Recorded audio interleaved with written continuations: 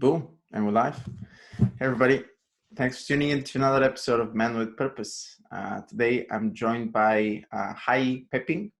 He is the founder of ManKracht, which in English is Man's Strength. Hajee is an engineer and he's been a coach since 2017. He's on a mission to bring men together in order to create men's domains, again, where men can inspire and support each other. I've known Hajee for, I don't know, maybe 5 months now, and he's quite an inspiring man. That's why I wanted to bring him here so he can share some of his wisdom with all of us today. Hajee, thank you very much for doing this. Super glad to be here, Pav. Awesome. Pleasure's all mine. Let's take a deep breath and just do a quick check-in, whatever is present for you right now.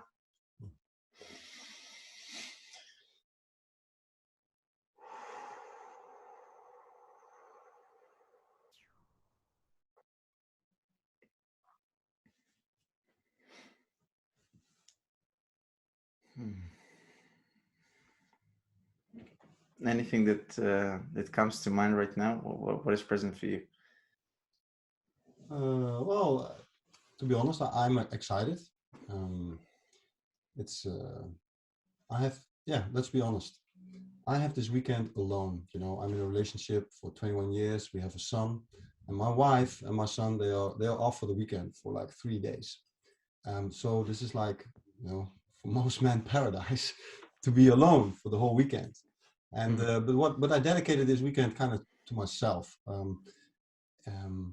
All the weekends when I was alone, or I kind of had the temptation to go into boyish behavior, like going late to bed and sleeping long. But this weekend I am dedicating to myself. Like, no, man, I'm not gonna, you know, slip in that. I want to take care of myself this weekend. That's basically it. And so far so good. So so that's my commitment for this weekend. And so that's also what's going on. That's like the red thread these days. Yeah. I very much resonate with that. I took the whole week rather off, but I was with my girlfriend. We were in the mountains, and now I said, you know what, let me take a little bit me time for myself, for kind of away from everybody, and I'm just here with my parents right now, so I see them, and I'm spending some time by myself where I can kind of nurture myself, if you will, and I'm feeling very grateful to be resuming these series. I put a pause for a couple of weeks just because there's too many things happening, but I remain committed to this. So yeah, I'm excited for this as well. Let's start maybe with your story. So we met in a kind of in an online setting. We haven't actually met in person yet, although I hope that's going to change this August. Hopefully. Yeah. And I'm curious, how did you find men's work? What was your life, I guess, before you found men's work? Oh, well, you said it in the introduction. You know, I studied electronics, and I've been an engineer all my life. But when I left high school, I was like on a split path. Either I would do something with technique because I was good at math and physics, or I would do something in the social domain because I was also good with humans, with people. But then I chose to study electronics, and I did that for 15 years, which was great, state of the art. Always worked for scientific projects like, you know, big astronomical projects, but also stuff for space. But you know, somehow I ended up a bit dry there. Like, I was not really engaging enough for me anymore to get out of bed. So I got basically in touch with men's work as a result of me and my relation being in a bad space. Me and my wife. We found out that we ended up as a brother and a sister at a certain time. I think it was about 9 years ago. So we took some initiative in there to see if we could, you know, make our relation nice again, spicing it up again. And so we did some trainings. We found out a great Tantra school. And there I was basically introduced to men's work, because as a spin-off of these tantric trainings, I was invited to join a men's group, like with other guys that were also, in this tantric community, and that basically gave me the imprint of what it actually is to be in a men's group, and to what extent that can be supportive to one's life. Mm-hmm. Mm-hmm. Wow. Um, you also mentioned Tantra, and that's not the first time I'm hearing this from a guest that I've interviewed. How would you say that, I guess, impacted your life? And also, what is Tantra? Maybe for people that are just kind of very new to this, maybe you can give a little bit of a background, and also then we can go into personal experience. Yeah. Well, for me, I mean, Tantra, of course, it's personal what it means for each person. But for me, it is, of course, some of the stuff is about being intimate with each other in a more. It is about reinventing sexuality. That's at least what it brought me. It having a different stance towards sexuality. But it's also embracing. Tantra is also about embracing those things that you are maybe a little bit afraid of, and despite you feeling this fear, it's like, I'm going to do it anyway, and I'm going to see what happens. And that for me is also Tantra a bit in a nutshell when it comes to Tantra being a lifestyle. Yeah, so it is about engaging purposely with those things you fear a little bit. Yeah, so that's one of the big things about it. But of course, as I said before, in the sexual domain, there's a lot about Tantra, of course, and as I said, it has definitely spiced up my relationship again. So within the sexual domain, there are also tantric practices. For instance, the non-coming practice. So like abstaining from the peak orgasm, and this has definitely changed my life completely. Yeah, for sure. So making it personal, it has changed my life. It has saved my relationship. We are still together, and we are in love. It's 21 years, and that is mainly due to the fact that we, have a more of a tantric lifestyle, especially also in the sexual domain. Mm-hmm. And in addition, I think realizing that, working with the masculine, working with the feminine, also brought my whole life to a deeper level in terms of, but it's important to give my gift to the world. That is actually what matters for me. And talking about life purpose, that's all terminology that I kind of learned from the tantric school I was in. And that's where I kind of was introduced to let's say also the work that I'm currently doing. Without being on the tantric trainings, I would never be doing the work that I'm currently doing. So this is absolutely a life changer for me. Yeah, I'm deeply grateful to my teacher Alex Fartman of the New Tantra. He has brought me so much. Yeah, for sure. Wow. Yeah, I think with the limited understanding I know of Tantra, there is this great, I think if you haven't been exposed to it, it's almost like a paradigm shift, this whole notion of masculine, feminine polarity, and how that's really important for an intimate relationship that you have. Rather, if both partners are depolarized, meaning, it's kind of, there is no polarity. I think the spark between the two kind of disappears and dissolves. So I think that there's quite a lot that could be said about Tantra. Like I said, I'm relative a beginner. I haven't really studied it that much, but I'm sure that there's a lot of depth to these practices. Yeah. It is. And you're doing that. How long did you do? Is this like a course that you did, or?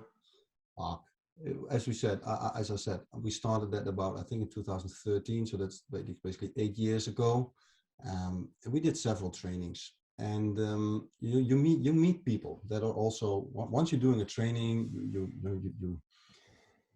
being exposed to a community with like-minded people, and then you do another training, and you do even more trainings. And so we've been quite active in this tantra community for about 4 or 5 years, following different trainings, and from one training comes the other, comes a new insight. Suddenly came there the idea for me, like, hey, maybe I should do something with men's work myself, see if I can try to make a living from it. Maybe is that a way I can serve the world. So yeah, it has, as I said, it has inspired me greatly to do the work that I'm currently doing now.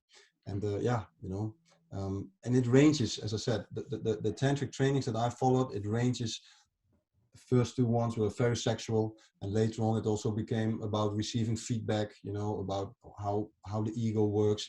Later on it also went about, how should I say, about transcendence, about, you know, how to pray, you know, not something religious, but, you know, seeing prayer and gratefulness as a tool in order to, you know, to manifest stuff. And yeah, and later on, as I said, life purpose became also a topic. And even later on, it was also okay. Oh, okay, but how, you know, if you want to be, you know, leading a group, how are you relaxed in front of a group, and how can you deliver content, also maybe in a tantric way. So there was like a whole path of different trainings that I Okay. followed Wow. that got me there. Yeah. Yeah, that was a great foundation for you to start building up onto other skills and discover other talents. Okay. Yeah. Wow. Yeah. Wow. Definitely. Yeah. So men's work, here you are, like you're being exposed to it.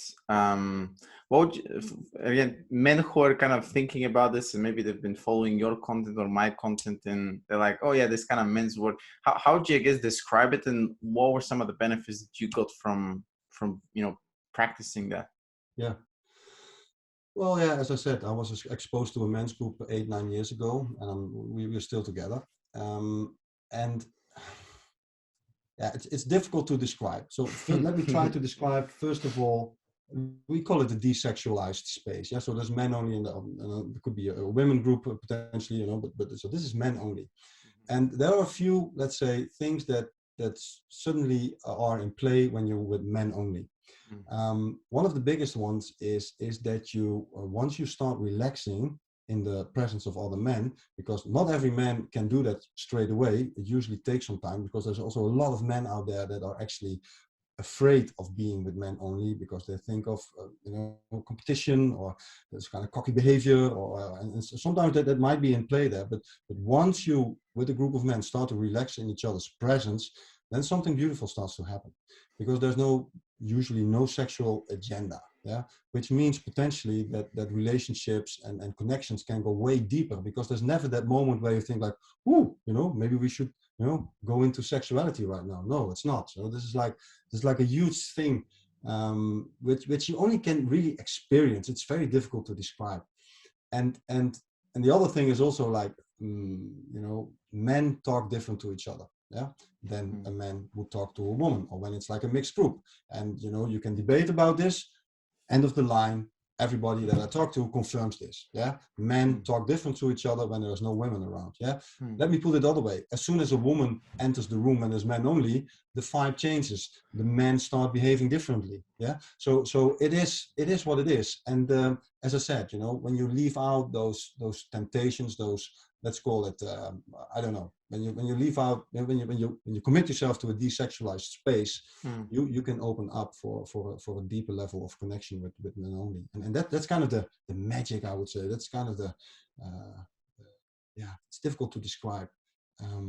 Every time when I leave a session, even if it's online or face to face, there's this grounding effect that it has had on me. You know, it's like, ah, yeah, it's like a homecoming. And yeah, it's like, you know, it is a perfect way when you surround yourself with men that you think, you know, these men are okay. You know, I want to hang around with these men because I think they have a healthy attitude towards life. Then, you know, they will nourish you. And that's how I see it. Then that is like I don't like the word healing, but it is to a certain extent, you know, very nourishing to be around men and to start relaxing in that. It gives you great confidence. That's the word. Yeah, it gives confidence.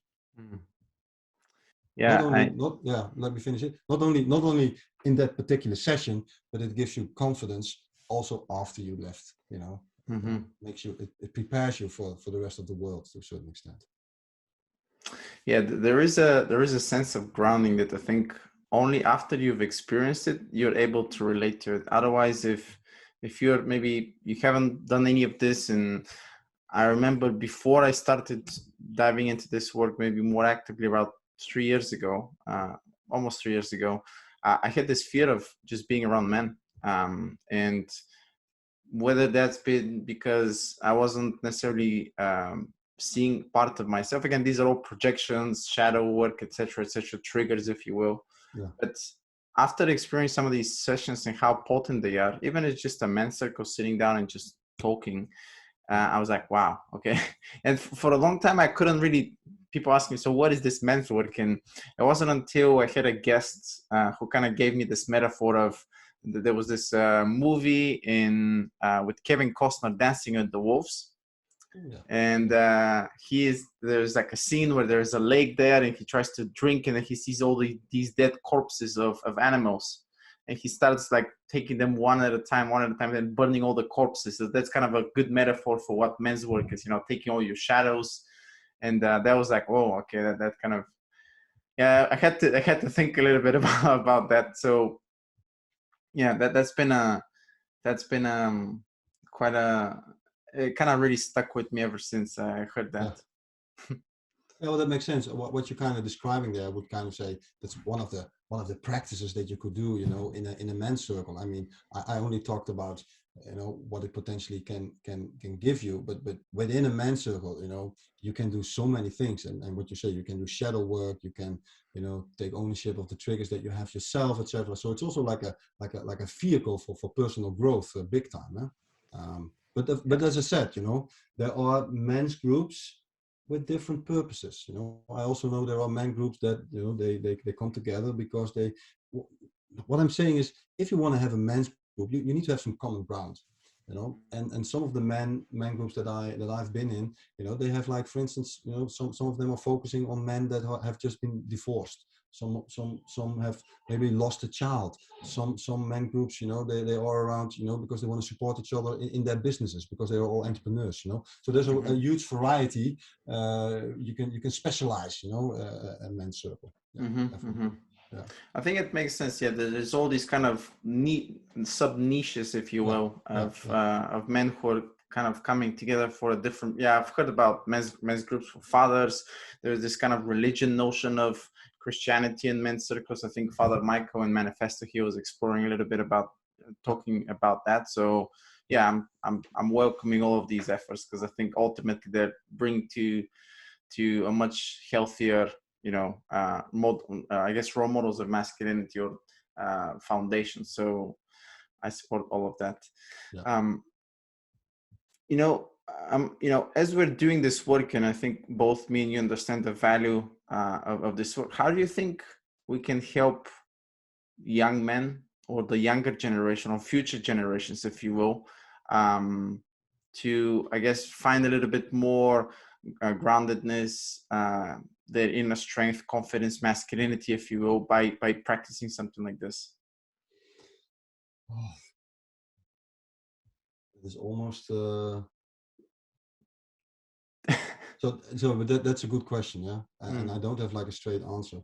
The question also makes me a little bit uncomfortable. It is also like, oh fuck yeah, I need to focus on that, I need to think about that, because honestly, that is currently not my focus point. I'm not focusing on younger guys yet. Sometimes I have coached some younger guys, but my work until so far has not included, focusing on the young guys. That's so I feel a bit uncomfortable. Like if you ask me, like, oh, fuck yeah. Maybe I can rephrase the question, okay. which is just, how can we help future generations of men, I guess, is with what we're doing right now. Yeah. As I see it, we need to like pave the way. Sometimes, we need to show how you can do it. I think my son already gets the imprint. He knows that I every now and then hang out with men only. Yeah. And he sees that. So he's okay. So that's normal for him. Like, and hopefully, he will also do it later on. Or hopefully, but as I said, one of my mission is also to make men's work also, like, make it to a certain extent mainstream again.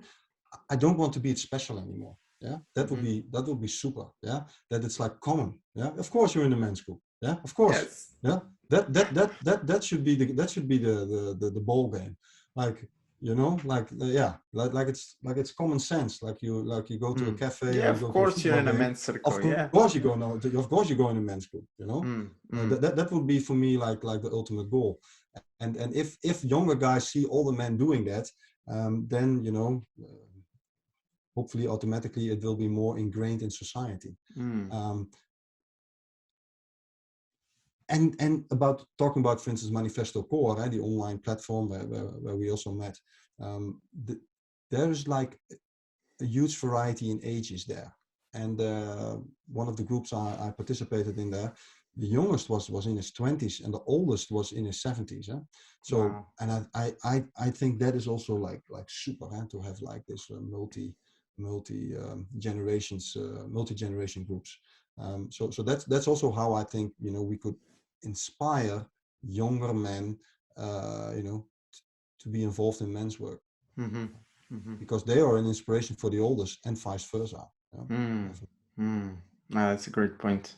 I'm curious about what you said about your son, him seeing you that you're spending time solely with men, whether it's physical presence in person, face to face, or whether it's online. Does he ever ask you questions about that?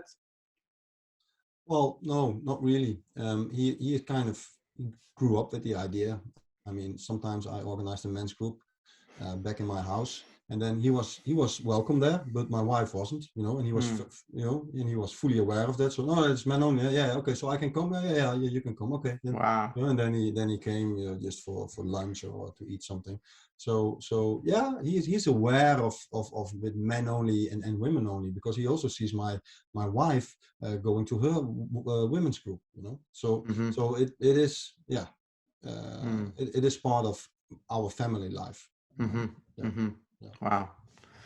Yeah, I'm also on the same kind of the same wavelength as you are with respect to making men's work a little bit more mainstream, to the point where I don't really have to. I don't even think about it as teaching, but more educating men the value of what is men's work, why you should be in a men's circle or a men's group, or why you should be working on yourself. But until then, someone has to pave the way, and it's like men like yourself that are really doing the work, literally, that is going to be bring all these other questions to men, like maybe I should try actually something like that.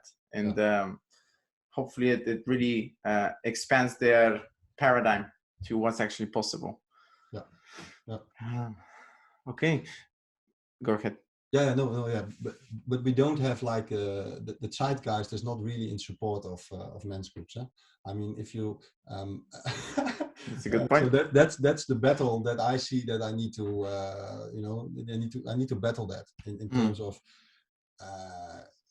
I always need to defend to a certain extent why you would have a group with men only. mm, While if you would go, well, like 1 century ago, there was like way more typical man domains and typical female domains. But now we live in an era where everything is being, it's a big pile of human, of men and women everywhere. mm, So creating consciously men domains and women domains now in the 21st century, that is that is not always that easy, because of controversy and feminism and equal rights, etc. mm. So yeah. Anyway, I just want to bring that along because It's a it's good difficult. point. It's difficult. It's a Yeah. good point. Yeah, that Yeah. there seems to be so much. I think the word is called egalitarian, where Mm-hmm. everything is pretty much this kind of sameness is being pushed in the mainstream narrative Yeah. and media, and homogeneity. Yeah. I think I butchered the word, but yeah, but basically everything being the same, like everybody with the same rights, which I'm all for that. Yeah. Sure. Equal opportunities for everybody. Of course. Of um, course. Yeah. but yeah, this whole notion of even why this come up as a question is something that isn't very politically correct to say something like this, but hey, we're not here to be politically correct, we're here to do the work. So yeah. Yeah. Yeah. Hmm. And this is what I actually read on even before we actually met. Part of your kind of teaching is working with anger. Yeah. Can you talk a little bit about why is that being so neglected, I think, today. Why is it important also? Yeah.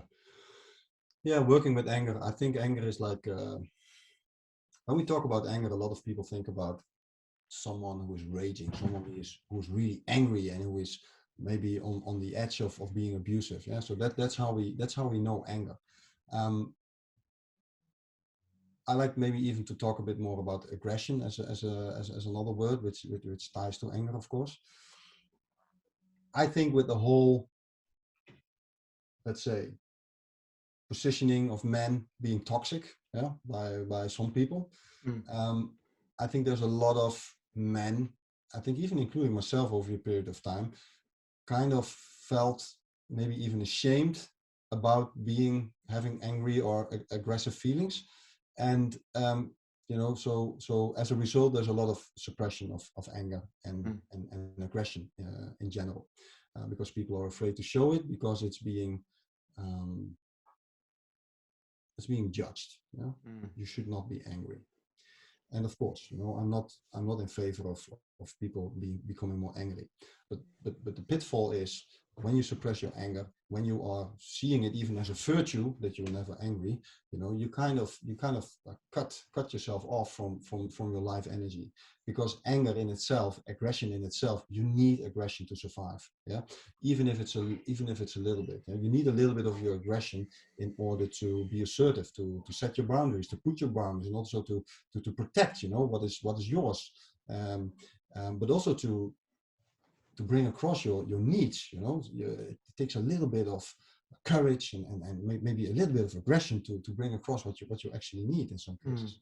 So therefore, I think working with anger is very important, not only to allow men to be in contact with that, but also taking it even a step further, especially for men that have suppressed their anger and have been afraid of their anger a lot of time, is to basically celebrate it also a bit. Like, hey man, so when I in workshops, when I have guys shouting to each other and screaming to each other, I always do a round of applause afterwards. Like, hey man, this is great what you just showed. That is what we want to see. That is where I can feel you, and that is also where the rest of the group can feel this guy. And so that's as I said, I want to take it one step further. Instead of accepting it, no, I want to celebrate it, because it's you need to be proud of the fact that you can tap into your anger. And it's only when you are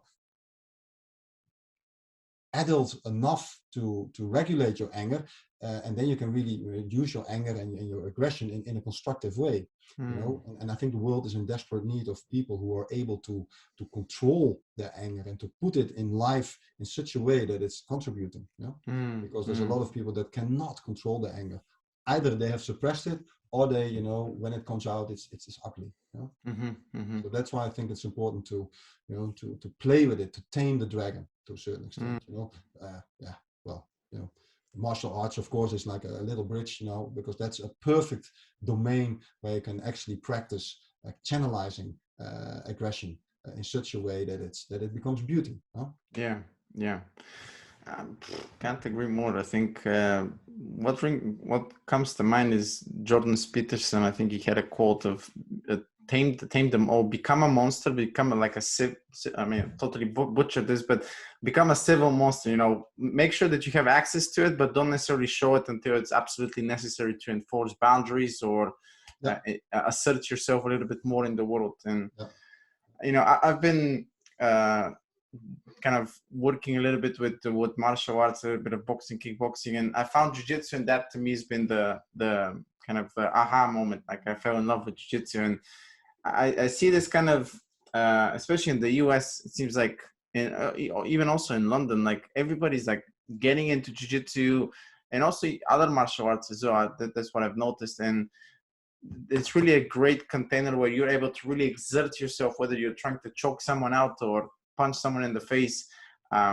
And I think men love it. I think that's why we've seen such a rise in students enrolling and trying it out, and like, wow, okay, this is a good way for me to really exert all this energy, because there is no other way for me to do this.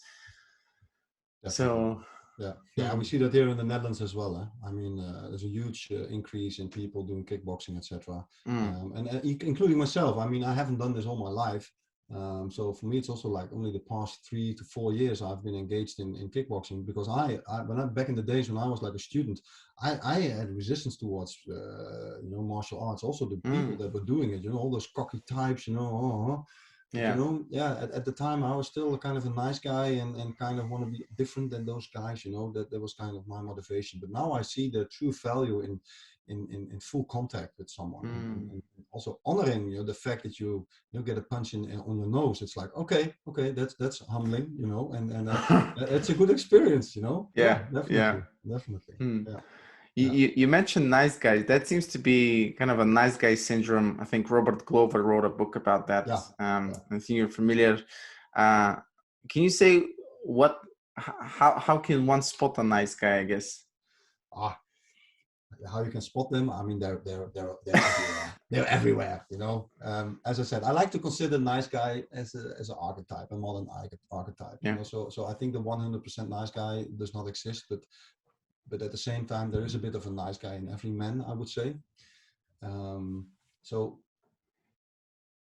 the paradigm of a nice guy is basically this: if I do everything right, if I'm nice and lovingly to the people around me, and if I can hide my flaws and mistakes, then I will have a problem-free life.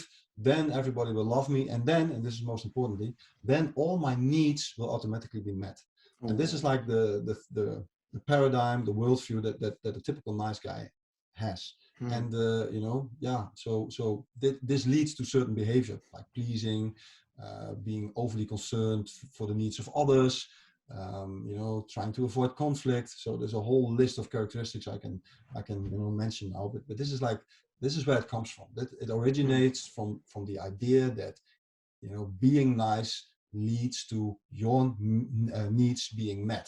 And that's like the big mistake that nice guys, men, but also women make. Yeah, being nice does not make your needs met. Yeah, never. Mm. No, you need to ask for your needs. Mm. You need to speak up what you want. You need to speak up what you need. And that's, as I said, that ties also into the relation with your anger again. Huh? Yeah. Like you have to go and like really stake it and make a claim for what's fucking yours, right? Um, Yeah, yeah, definitely. Yeah, well, that's one that's like more the protective side, if you put it like that. But mm, also more on the like, hey, on the more on the vulnerable side, it's also like having the courage to say what you actually want instead of trying to get what you need by mm, manipulation. mm-hmm, Uh, yeah, mm-hmm. one of the things being covered in the book No Mr. Nice Guy is the COVID contracts. Probably men resonate with it, like doing something for, let's say, for your wife, like cleaning the house, making everything nice and neat, cooking food, being sure the dishes are done, bringing the kids to bed, in the hope that you will get laid that evening. Yeah, without being explicitly asking for it. No, Yeah. you think because I did everything, and then so this is a typical nice guy trait. A typical nice Mm, guy trait, like hoping that you will get sex once you are being a good boy. Yeah. mm-hmm. And it doesn't work like that. Yeah. I had to I had to learn that the hard way. Um, yeah, thinking that people pleasing for a very long time was at the center of my paradigm of how I saw the world.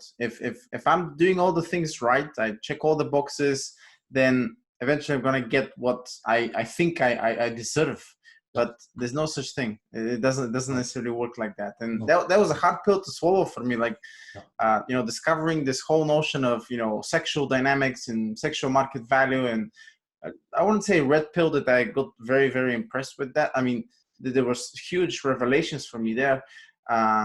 But yeah, it doesn't like communicating boundaries has been a really huge thing for me. So I very much resonate with, like you said, with this archetype.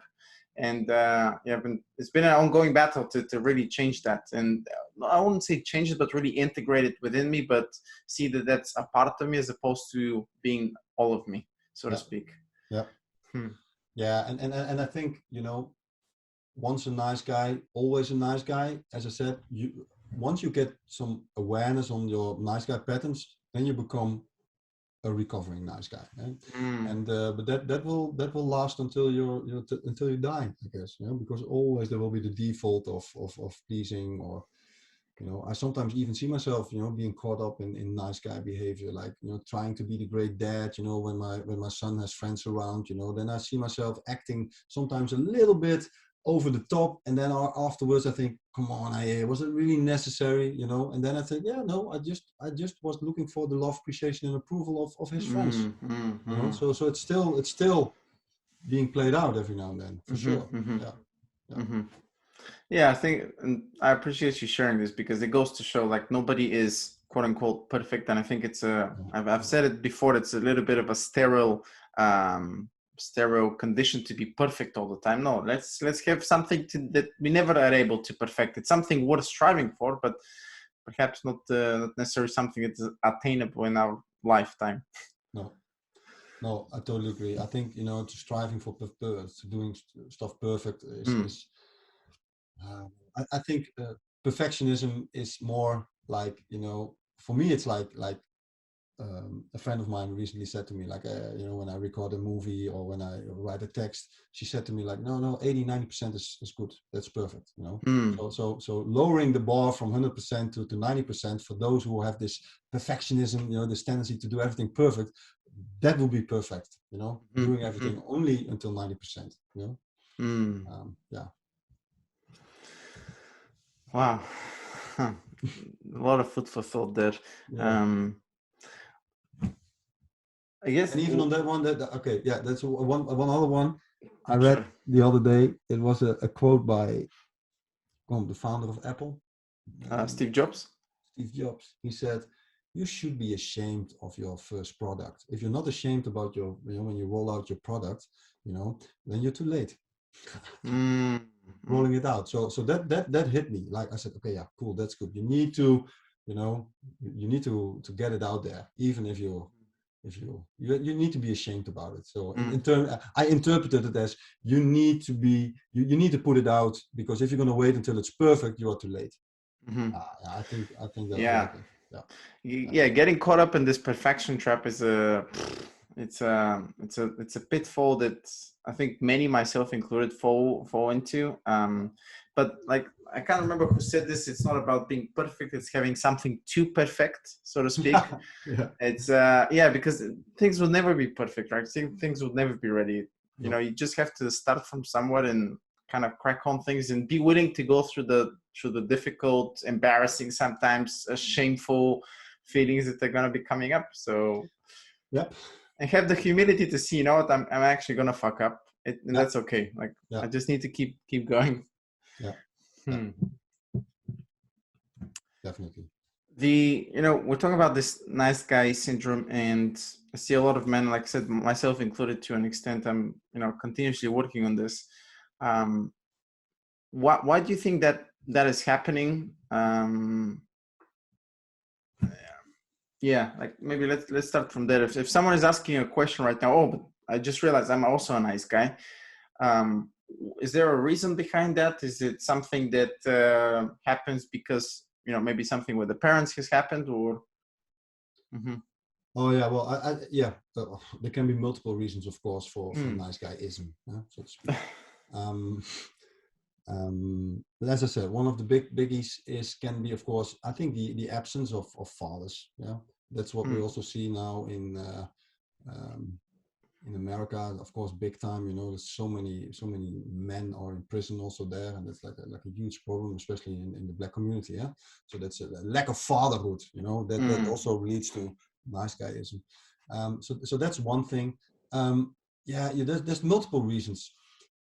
Education system, especially primary schools, etc. That is like so many teachers are female there.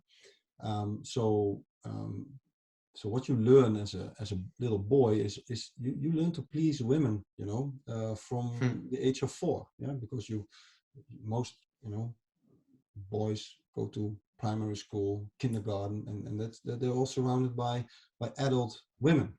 And that could potentially be like a source of nice guyism there. And also, let me put it like this: when there was still like, when there were only farms, back in the days, as a boy, you went working with your father or with your uncle or with your grandfather, and then there was like way more male bonding, but also due to the Industrial Revolution, and now fathers, they don't go working on the land anymore. They go to the office, or they go to the fabric, or they go to the, and there's less contact between fathers and sons. And that could potentially also be a source of nice guys, and of trying to get the love, appreciation, and approval, that they're actually longing for from their fathers, and trying to get that from women, and or female role models in their lives. Yeah, that makes a lot of sense. I think we've, to some extent, as much as we've managed to gain in terms of building more stuff in, industrial revolution, etc., etc. I think we've fallen, I guess, a victim a little bit of our own success. Fathers being away and boys being, especially right today with social media. My gosh, man, I can't imagine what that's like growing up, and how I think we've, don't get me wrong, it's brought us a lot of great things, but also it's a double-edged sword, and I think we kind of lost the reins a little bit on that. So how are we traumatizing young boys and girls right now with all of this? I'm not sure if we're going to be able to measure that, but I think it's becoming more and more apparent that we need to put a little bit of a tap on all of these things, because that's incredibly confusing, I think, to the youngsters right now. Yeah. Talking about role models at the moment, it's very difficult. I read it on one of my social media streams recently, there was a guy my age who kind of expressed, like, for an upgrowing boy, it's very difficult to become a man in these days. Because what is it to be a man? The pressure of the pressure of not being, there's still a lot of judgment to be a man, in terms of, let me put it this way. There's a lot of pushback towards traditional role models, right now at the moment, in my opinion, leaving a huge vacuum. So okay, but what then? Okay, if I cannot be the man as my grandfather was, if I cannot be the man as my father was, what then? How should I fill this in? And that's complicated. And there's a lot of there's a lot of opinions, and people think pushing it in a certain direction. And of course, same counts for women. There's a lot of girls growing up now also, like, okay, but what is it? What how to manifest my femininity, and for men, how to manifest my masculinity. What is accepted and what not. I mean, it's really a struggle for. I mean, if I would have been 18 or 20 right now, that would be like a biggie for me. Like, how to shape that. That's really difficult. Because it's not so clear anymore right now. It's not like simply, no, I become a man, or no. There's like anyway, all the especially with the LH, all the minorities are also getting such an enormous platform at the moment. To my personal opinion, sometimes it's get a little bit out of balance, but anyway, so that makes it even more difficult. That's a whole other topic that we can, I think, do a separate episode podcast on. I think that there is a lot of influence right now, feminism in particular, but that's a child of actual communism, believe it or not. I've been doing a lot of research, and initially I was like, hey, wait a minute, like, what? Like these people like trained Marxists, and I'm all for women having equal rights as men. I'm all for equal opportunities, etc., etc. I think patriarchy has been oppressing women, sure. That's been happening for a long time. So now seeing this is a great thing, and I think we should have that. But I think where we're taking things right now is like we're saying men cannot be men. Everybody should be the same, homogeneity. That's incredibly dangerous. That leads to, I think, Socrates was saying, masculine republics give way to feminine democracies, and feminine democracies gives way to tyranny. And again, I'm not into conspiracy theories. I like to think I'm a student of history. So when you go back, you just see the same thing over and over and over again, like repeating. Yeah, History doesn't repeat, but it rhymes for yeah, sure. So yeah, definitely, definitely, definitely. And I will also, yeah. And I also was inspired recently by um, Jonathan yeah, yeah, yeah, yeah. yeah. He also talks about, he's focused on patterns, and he says, centuries, millennia, there have been roles being played by men and roles being played by women. And now suddenly we have a revolution. And now suddenly we think like, that we're going to debunk all the previous millennia just over the era of a few, decennia. And I think Mm-hmm. that that's outrageous. Yeah, to think Mm-hmm. so I do think that it is okay that as a man you adopt a certain role. Yeah, Mm-hmm. and that is okay, that is okay. And for women it counts the same. you know I also see a lot of women complaining about them being pushed, or they need to be successful. Yeah. So anyway, it affects both. It affects both. It affects Mm-hmm. both. Mm-hmm. Yeah. Yeah. I remember I used to be, I think in my early 20s, and with my soft head at the time, I was just like, yeah, let's have everybody's equal, or uh, you know, this whole no. I mean, we're complementary opposites, and initially the whole idea of that was just, oh, this is too manly, and like the whole idea was very alien to me, just because I wasn't grounded. I was just like all over the place, trying to please mommy, trying to please women, Yeah. until I got like a slap in the face, like, hey man, get a grip, like. And I had to learn that the hard way. And now I see it. I guess I've become a little bit more conservative in my worldview, and like, yeah, a man should be a man, a woman should be a woman. Doesn't mean she's a housewife in the kitchen all the time, of course not. But No. keeping this polarity and having certain roles, I'm becoming more and more a big believer in that right now. Yeah. Me too, to a certain extent, because I also see the value of more opportunities and more, equality of opportunities. And Mm, I think that's a great thing. Um, um, yeah, but at the same time, I also do think that it's, yeah, I don't want to be too conservative in this, of course, but there is great value in honoring those roles that traditionally have been there for ages. And um, I think it's stupid to think that we can do without mm, leading us to chaos. mm. So there's also value in there, and that is sometimes what I miss a little bit in the whole debate. Like, you know, um, um, um, people that want to change, they get a podium, they get a, they shout very loud, and there's also a lot of people that would be really comfortable with as we just said, with let's Yeah, say more traditional roles. yeah. Yeah, so there's, as I said, there's a lot of value in there, and exceptions will always be there, and I think that's also the beauty of it. Of Mm-hmm. course there are exceptions, but if you deep inside feel that you are a man and you want to live up to some kind of a masculine standard, go for it. Yeah, don't be ashamed of it. Don't think that you should become more feminine or whatever. No, it's like, go for it. Mm-hmm. Same counts for women, definitely.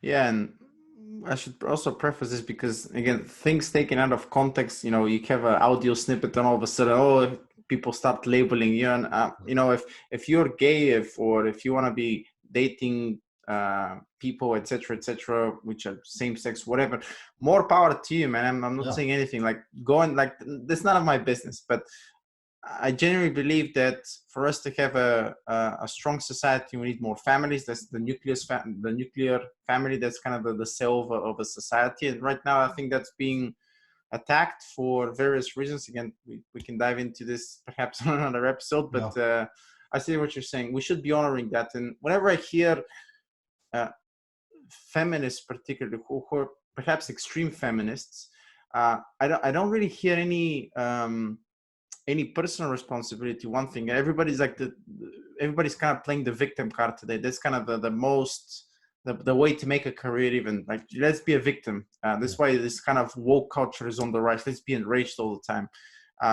And I don't see really a balanced perspective. Everything is about blaming and guilt and shame, and like, come on, man, like really that's it. Yeah. I also miss the responsibility in that whole movement. And I will not, let me be very clear. I will not downplay some of the effects of minorities that have been done to them. Of course, you mentioned it before. I mean, of course, patriarchy has suppressed women. Of course there has been slavery. I feel that pain. At least I try to. I'm open for that. At the same time, at the same time, sometimes I also get the thought like, hey, if you think by blaming someone else, and if you are waiting for the other party to, I don't know, to come with apologies, to come with money, to come with, I don't know, whatever it's going to be. But if you think if that's going to solve you feeling miserably, then I think, I miss a little bit of responsibility. Like, fuck, man. I mean, at a certain point in time, you also need to take responsibility for what you feel and the feelings that you have, and try to solve that also from the inside, instead of trying to get what you think you need from the outside world. And that's sometimes I miss that sometimes a little bit. That's scary to say this, but yeah, it is what it is. Yeah, as you said, if you keep positioning yourself in that victim role, then you will never get out of there. Yeah, and so that yeah. Anyway, if somehow I also think if I can be of any support in that field, then call me. That's where I feel like, hey, because I see it all also in my men groups, victimhood, it is everywhere, it is everywhere, and it's a biggie, and I think that we should get rid of that. I think in essence there is not, well, I don't believe in long-term victimhood. Of course, you can be a victim of a situation, or you can be a victim of someone persecuting you or attacking you, of course, but not on the long term. It is for a period of time. At a certain point, when the abuse is over, there is a way out of it. That's basically what I'm saying. I think that's really a big one, because if you've been through trauma, I've been through traumas. It's really difficult to take responsibility, but also there is something very appealing to always be kind of the loudest one in the room and look at me, like you said, I need approval, I need love and appreciation from other people. So that's why I guess it's such a toxic thing to have constantly, because you get addicted to it, and all of a sudden that becomes your whole identity, is just wrapped around this sucking mechanism that takes you on a different ride. So personal responsibility, big one, man. For men especially. Like, I think women definitely have been and still continue to be, like, rapists, etc. Again, there's a link between rapists and being without fathers, etc. I think fatherless homes also impact women in such a way. So we as men have I think a moral obligation to be doing the work on ourselves, which I think is also going to help women in turn as well. Definitely. And I think in essence, Pavel, true masculinity is about being at service. It is not about getting, or it is about eventually, giving your gift to the world, because what else is there to give for us guys?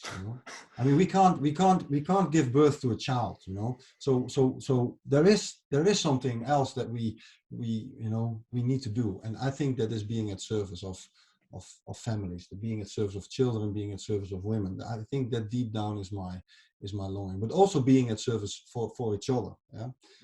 So I think that is if we're talking about a revolution, I think that is something that should drive men's work, that should drive the things that we are talking about today. Great. Man, I think we can continue to have a conversation for probably another couple of hours at least without any preparation.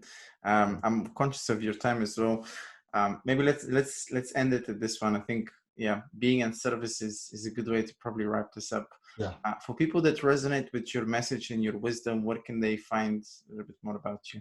Yeah, sure. You can check out my website, www.mankracht.org. Yeah, I run trainings, basic trainings, with nice guy, normal Mr. Nice Guy content in there. There's also continuous groups that I run. Yeah, of course, there's also a personal coaching, both online and in real life. And you know, there's exciting things coming, of course, in the near future. I'm building a new program with two of my friends, and we call it the Order of Honorable Men. That's going to be a year program focusing on honor. I mean, we haven't talked about honor today, but I think honor is a biggie. That is also like, you know, once you've shed off your nice guys and once you've shed off your toxic patterns and you want to step it up and talking about service, then I think honor is a big thing to take into consideration and to define what is your code of honor. And this year program is basically something that is meant to provoke you to build, to write down, to do some soul searching what your code of honor actually is. So that's stuff that I'm going to work on in the near future. And of course, on the Manifesto Core platform, you can find me there. I run several groups there, and I do the Friday calls there every now and then. So yeah, but anyway, if you want to check me out, you know, www.mankracht.org. That's my website. Okay, I'll be sure to put all the links in the show notes. There was one more question I wanted to ask you. I think you kind of already answered it, but was there a question that you wanted me to ask you that I didn't?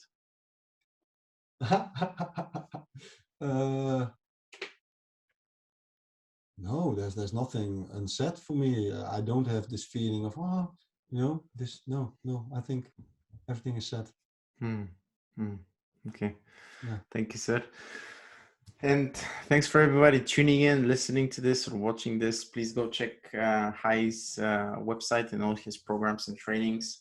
I think he's a great pillar of strength, I think, for many men, myself included. So really thankful for you for doing this, sir. Thank you, Pavel, for having me. And well, looking forward to meet you, man, in real life somewhere. Likewise. We'll make it happen. All right, folks, that's all for today. I catch you in the next one.